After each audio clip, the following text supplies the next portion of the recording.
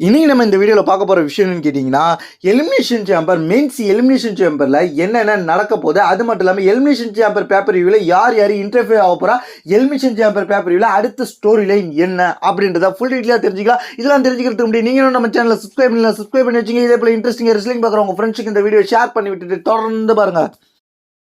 WWE one of the இம்பார்ட்டண்டான பேப்பரையான elimination சேம்பரில் ஜெயிக்கிறவங்க ரெசில்மேனியாவுக்கு போவாங்க.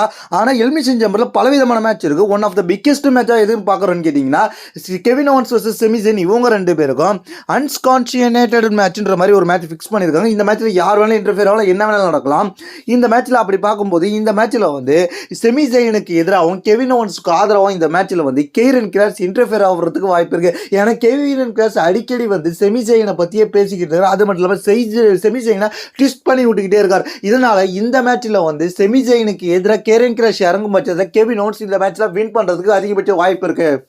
அடுத்தது அந்த men's elimination chamber paper view, அது ரொம்பவே இம்பார்ட்டண்டான மேட்சாக இருக்க போது. இதில் ஜெயிக்கிறவங்க ரெசல்மேனியா போக போகிறாங்க.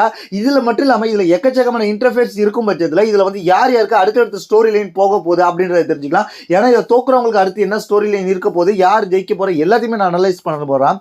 அது மட்டும் இல்லாமல் ஃபர்ஸ்ட் மென்ஸ் எலிமினேஷன் சேம்பரில் யார் யார் இருக்கான்னு கேட்டிங்கன்னா John Cena, CM Punk, Drew மேக்கர், அதுக்கப்புறம் டேமின் பெஸ்ட், அதுக்கப்புறம் லோகன் பால், அதுக்கப்புறம் செத் ரோலின்ஸ், இந்த 6 பேர் இருக்காங்க. இந்த 6 பேருமே பயங்கரமான மெம்பர்ஸ். இந்த 6 பேருக்குமே அடுத்த கட்ட ஸ்டோரி லைன் போகிறதுக்கு அதிகபட்ச வாய்ப்பு இருக்கு.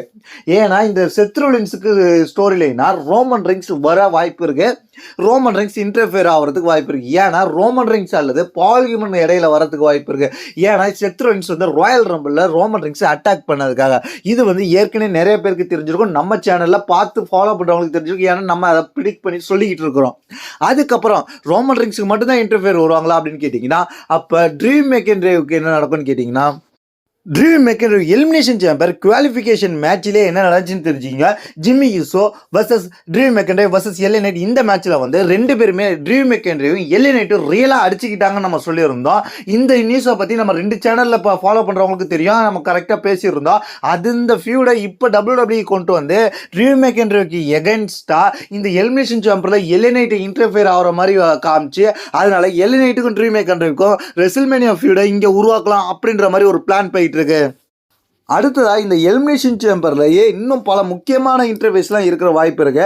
அது யாருன்னு கேட்டிங்கன்னா, ஒன்று வந்து செத் ரோலின்ஸுக்கு எதிராக ரோமன் ரிங்ஸ் வரலைன்னா இல்லை சிஎம் பங்குக்கு எதிராக வரலாம் அப்படின்ற மாதிரி சொல்லப்படுகிறது. இது ஒரு மிக்சடான ஃபைட்டிங்காக இருக்க போகுது. ஏற்கனவே ஒரு ரூமர் போயிட்டு இருந்துச்சு, Seth Rollins versus CM Punk versus அதுக்கப்புறம் ரோமன் ரிங்ஸ் 3 பேருக்கும் ரெசில்மேனியாவில் ஒரு ட்ரிபிள் த்ரெட் மேட்ச் வரலான்ற மாதிரி எதிர்பார்க்கப்படுது. அந்த இன்டர்ஃபியர் கூட இங்கே இருக்கிறதுக்கு வாய்ப்பு இருக்குது அப்படின்ற மாதிரி சொல்லப்படுகிறது. அது மட்டும் இல்லாமல் லோகன் பாலுக்கு எதிராக ரேமஸ் வரலாம். ஏன்னா ரேமஸ்டோ இன்ஜுரி ஆயிருக்காரு. அது இல்லாமல் அவர் இப்போ கொஞ்ச நாள் வராமல் இருந்துட்டு அதுக்கப்புறம் லோகன் பாலுக்கு எதிராக இந்த எலிமினேஷன் சேம்பரில் உள்ள வந்து இன்டர்ஃபியர் பண்ணலாம் அப்படின்ற மாதிரி சொல்லப்படுகிறது. இதனால இந்த எலிமினேஷன் சேம்பர் பேப்பர் வியூ வந்து அது மட்டும் இல்லாமல் மென்ஸ் எலிமினேஷன் சேம்பர் மேட்சை வந்து வேற லெவல் இன்ட்ரெஸ்டிங்கை ஏற்படுத்தியிருக்கு. அதனால இந்த மேட்சை பொறுத்த வரைக்கும் யார் குறுக்க வருவா, யார் என்ன பண்ணுவான்றதே ஒரு டிஃப்ரெண்ட்டாக கணிக்க முடியாத சூழ்நிலை இருக்கு. அதனால இந்த elimination chamber men's elimination chamber வந்து மெயின் ஈவெண்ட்டாக நடக்க போகுது. அதனால அது வேற லெவலாக இருக்க போகுது. இதை வச்சு ரெசில்மேனியா அடுத்தடுத்த ஃபியூடெல்லாம் ஈஸியாகவே கனெக்ட் பண்ணிடலாம் அப்படின்றதுக்காக இந்த இது எதிர்பார்க்கப்படுகிறது. அது மட்டும் இல்லாமல் ஃபின்பாலருக்கும் ஃபின்பாலர் வந்து தோற்று போயிட்டாரு செத் ரோலின்ஸ்டா. அதனால் அந்த கான்ட்ரவர்சியும் கூட வர வாய்ப்பு இருக்குது. அது மட்டும் இல்லாமல் இது வந்து இப்போ இன்ட்ரெஸ்ட்டாக இருக்க போது. இந்த எலிமினேஷன் சேம்பர் வேறு லெவலாக இருக்க போது. இதை வச்சு நம்ம அடுத்தடுத்து என்னன்னு தெரிஞ்சுக்கணும். இதை பற்றி உங்களுடைய கருத்து இந்த கீழே கமெண்ட்ஸ் பண்ணுங்க. தேங்க்ஸ் ஃபார் வாட்சிங்.